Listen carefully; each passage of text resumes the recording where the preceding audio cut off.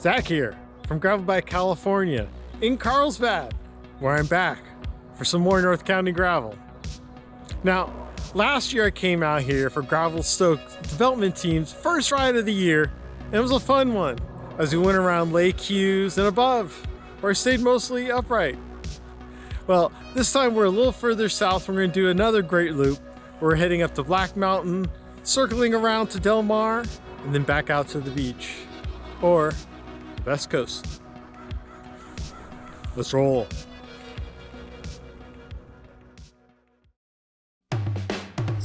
The last time I saw Dave was in September, where he depleted our nation's SPF supply at Mammoth Tough, this time braving a San Diego winter with dozens of others, as he made the lengthy commute down his driveway as an opportunity for everyone to get a sneak peek at this year's Gravel Stoke kit. I want to say that we were all cold to start, but of course the stoke level was high as the sun started to wake us up with a route chock full of entertainment ahead. Although we never got higher than 1,600 feet above sea level, there was a good amount of gain packed into these 40 miles with a lot of variety built in.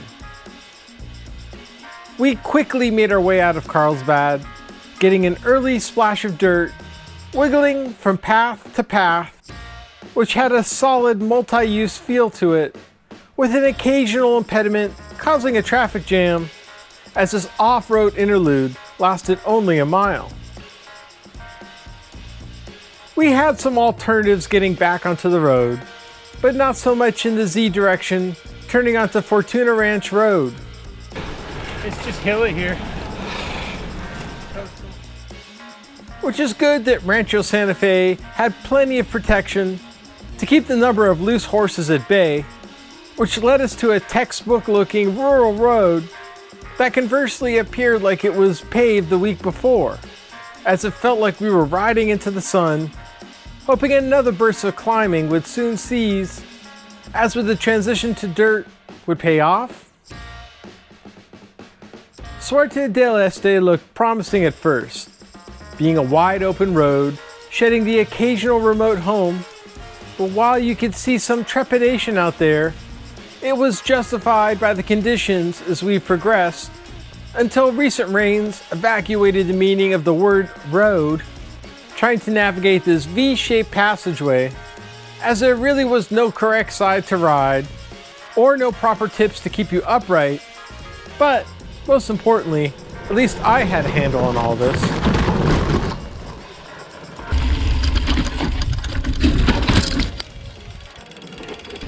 Don't worry, the cameras are rolling. On the upshot, the descent ended through a water crossing that was far easier to handle and much better suited for cool slow-mos. After a quick bloop up, it was nice to transition back to some sweet, nice, smooth road, with visuals making you want to take a gander at a Restoration Hardware catalog, soon turning on to Highway 96, which gave me a chance to check for those loose teeth and locate Black Mountain looking ominously far in the distance.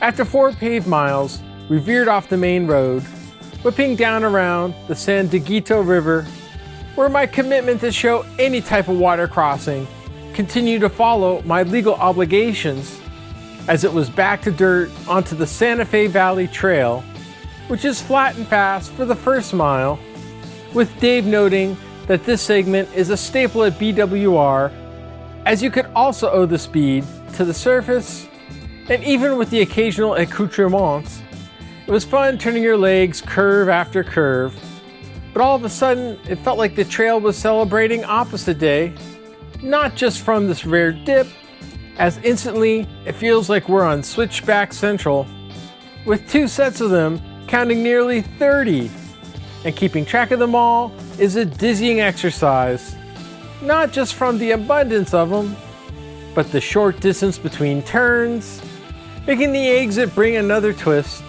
as the straightness kept the Jekyll and Hyde theme with what has been the most entertaining segment of dirt so far.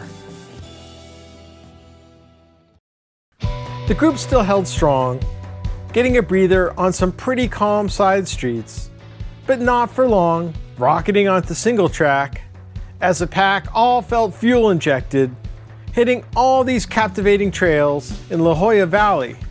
That was exciting enough to deserve its own montage.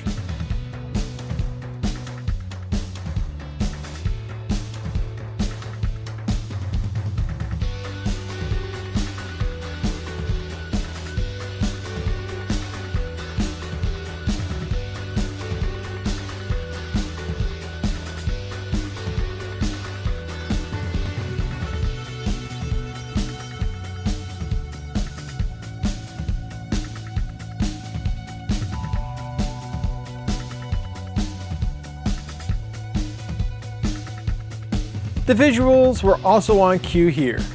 Not even feeling this mile climb much as we should, as we veered left for our main appendage of the day, stopping off for some water refills at Black Mountain Ranch Park, which sounds like foreshadowing, because it was, with the climb looming behind the parking lot, taking a short jaunt across Carmel Valley Road to get it started, formally entering the Black Mountain Open Space Park, hugging its southern edge for a mile, with heavy undulations to welcome you to it, hoping you can chill out before the main climb of the day.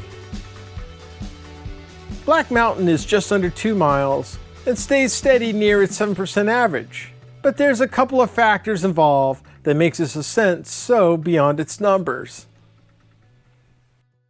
The climb is all fire road with a very comfortable width, noted by long sweeping curves, but even though you're exposed for the entire climb, the bigger nuisance comes from the surface, rocky enough to see in the smudged video, making it a bit hard to navigate all the hikers and bikers around, but keeping your eye on the prize made this climb just fly by.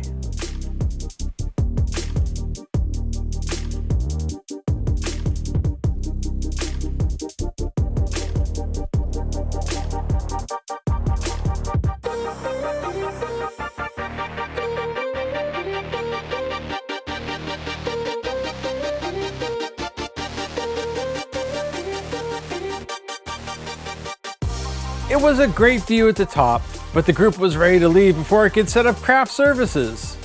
And while I was worried how we descend over this rock garden, the surface didn't seem to be as problematic as I thought, requiring some handling skills, but not near the pro level, as I'll note riding 42s did the trick, and halfway down recognizing the bottom is way smoother, letting gravity have more of an influence in more way than one.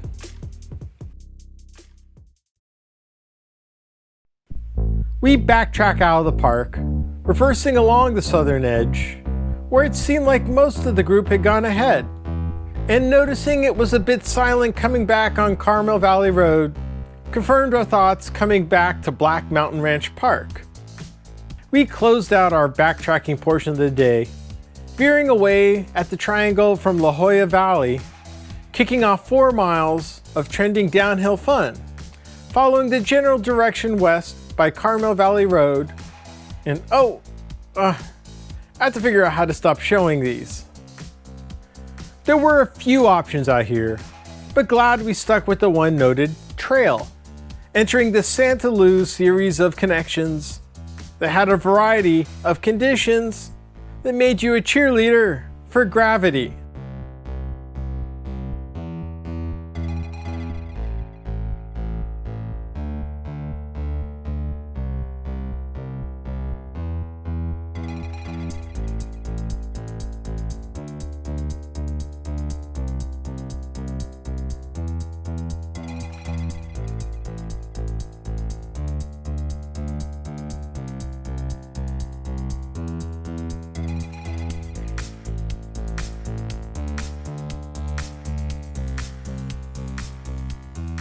The reason why these trails were so well groomed became apparent as the mood of the ride would change again, following down towards McGonigal Canyon, where Dave got his just desserts bowling over this poor shrub, but fortunately we all got our momentum back, edging our way between these shoulder-high outcroppings, where we put some of our bike handling skills to work, forging through a variety of surfaces, as you had to pick the right line away from ruts that water created, except when you had to ride directly through it, which was plenty-some enough here that my contractual obligation had ended, as a can't-miss visual cue of Ted Williams Expressway signaled our exit out of the dirt for now.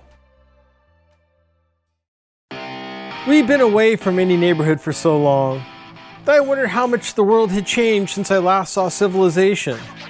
And even the dirt matched the sophistication of Pacific Highlands, being wide and meticulously groomed with a crazy high level of infrastructure that's even up to par to theme park level.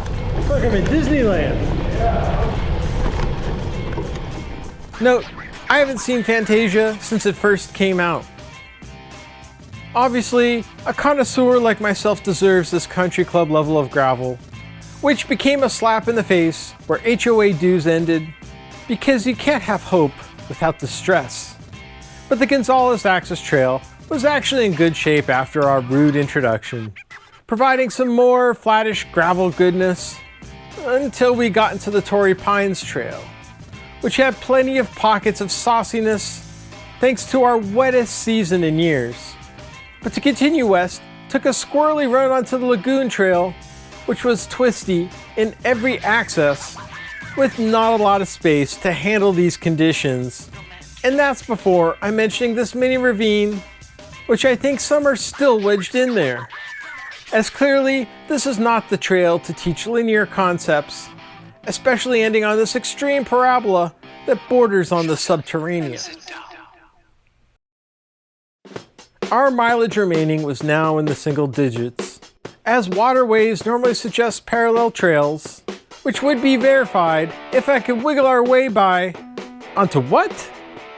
Oh, whew. We stayed on this side of the fence, getting some quality Florida-sized elevation, rolling alongside the San Diegito River, with the 2.5 miles of the segment getting done before we knew it, as the Del Mar Fairgrounds signaled our end of dirt, circumnavigating around this large facility, making our way into Solano Beach, where was pretty much the coast highway back, wishing I had taken some other form of transport down, as we were peeling off the municipalities, and after being out here for almost 4 hours, it seems silly to race just to get seconds back earlier. But yeah, that's why we ride gravel bikes, even having a few roadies jump behind into the mix, ending when we jumped onto the right side of the tracks, rolling into our post ride with our VIP parking lots, as it felt like summer was here, finding the group that escaped us for the last hour, hitting a proper note with the combination of pizza and too many choices at the Lost Abbey. So why not wine? Capping off a full day. Well, another fantastic ride. I didn't even go over my Band-Aid allotment. I was impressed how steady Black Mountain was as a climb. And on the descent, it was rough, but if you had the proper tire selection, not as bad as you would think. Also, on the return, all these trails, you really feel thankful for all the open space that's been preserved. So, thank all your local advocacy organizations. Anyways, if you want to support us, go ahead, hit the subscribe button or sign up for our newsletter. Go to our shop so we bring you more. And stay dirt.